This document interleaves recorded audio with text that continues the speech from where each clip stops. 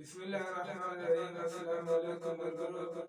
نن به زه تاسو ته د یو داسې بادشاه واقعه بیانوم چې کوم ډېر لوی متقي او نیک او پرهیزګاره و او تهجد ګزار و. دغه بادشاه نوم دی سلطان نورالدین زنګي. دا ډېر لوی بزرګ بادشاه تېر شوی دی. د مصر اوسېدونکی و. یو وار یې د شپې تهجد کول، ده به هر وخت تهجد کول. یو وار یې د شپې تهجد کول چې په خوب کې حضور صلی الله علیه وسلم راغلی. حضور صلی الله علیه وسلم ته فرمایل چې زما قبر ته نږدې دوه کسان لګیا دي، د هغو ته زما حفاظت وکړه. نو دا بادشاه چې ډېر لوی نیک سړی و، څنګه چې تهجد وکړه فورا سوچ یې وکړ چې دا څنګه واقع ده. بیا په اوداسه باندې ویده شو. بیا ویده شو، بیا یې په خوب کې داسې خوب ولید چې حضور سلم ته فرمایي چې دوه کسانو څخه زما حفاظت وکړه.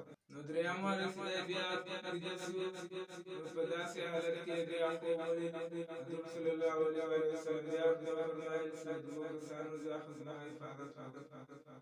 نو ده سوچ وکړ چې دا ډېره لویه عام واقعه ده، یوه مسله ده، لهذا ده ته خوب نه ورغلی. نو کله چې وزیر ته وویل، نو دوی بیا مشوره ورکړه چې دا خوب هېچ چا ته مه بیانوه. او داسې چل یې وکړ چې وزیر او دی او نور شل خادمان مشترکه د مدینې طیبې طرف ته روانه شول. نو دوی چې روان شول، تقریبا 14مه ورځ مدینې طیبې له ورسېدل. مدینې طیبې له رسېدلو مخته بادشاه غسل وکړ، اودس یې وکړ، بیا ورغلی روضه شریفه ورغلی، هلته یې 2 رکعته نفل وکړ. له هغه نه بعد کښېناست. بیا یې سوچ وکړ چې اوس به څه طریقه جوړوو، د دا کسانو د نیولو به څه طریقه جوړوو.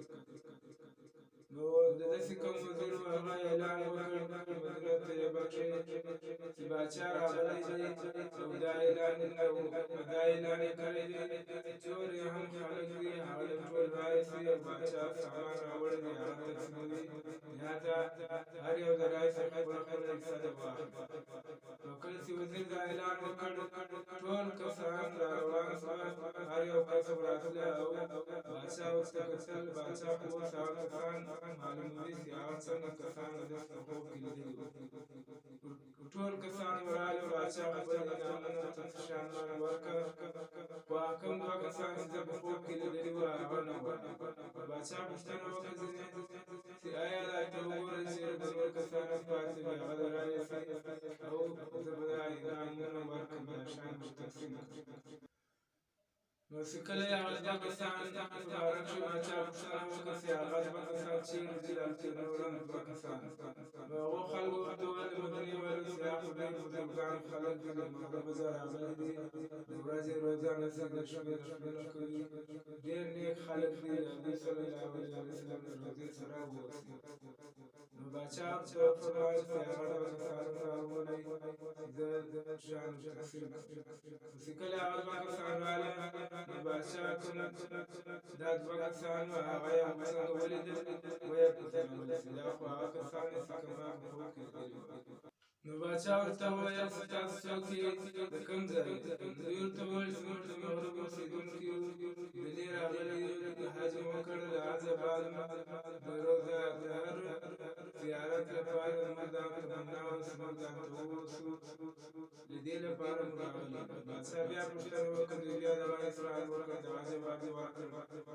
نو اخري کې بادشاه دوی ته وویل چې دلته دا 2 کسان ودروئ، زه ورځم د دوی ځای ګورم ځای چېرې دی. چې کله یې د دوی ځای ته ورغلي، هلته یې ولیدل چې ټول علاقه یې وکتله، خو هېڅ معلومات نه ورته وشول. بادشاه ډېر پریشان شو چې معلومات نشته، خو زه ما معلوم د واقع. نو اخري یې د دوی مسله باندې نظر پرېښود. د دوی مسله یې وکتله، د دوی مسله یې چته کتل، هغه لاندې یوه لویه ډبره وه. ډبره چې چته کتل، ډبره لاندې لوی سورنګ و. سورنګ چې کوم هغه تقریبا د حضور صلی الله علیه وسلم تر خاکه پورې هغې رسېدلی وه. نو باچا په دې وجه خفه شو چې دا ډېر لوی ناتوانه کار و، ډېر بد کار یې کاوه. دې باچا ودرل چې دا ډېر لوی کار و الله پاک ما باندې وکړ.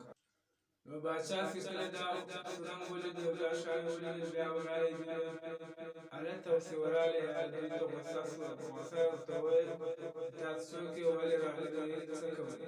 نو بیا دوی ورته وویل زموږ دواړه نصرانیان او عیسایي بادشاهانو موږ دلته راغلي یو او ډېر سامان یې راکړی دی چې تاسو د دا سامان هم خلکو ته ورکوئ او هلته به اوسئ او له اباده به هم نور مال هم درکوو.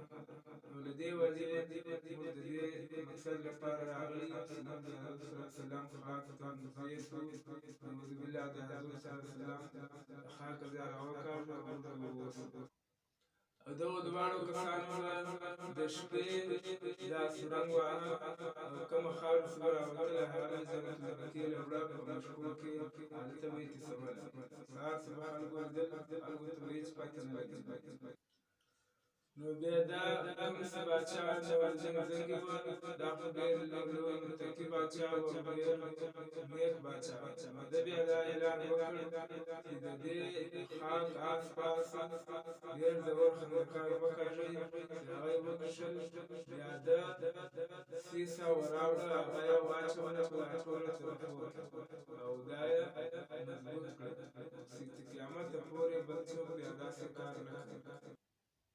دوستانو ما چې دا واقعه بیان کړه ډېره لویه واقعه وه او ډېره دردناکه واقعه وه.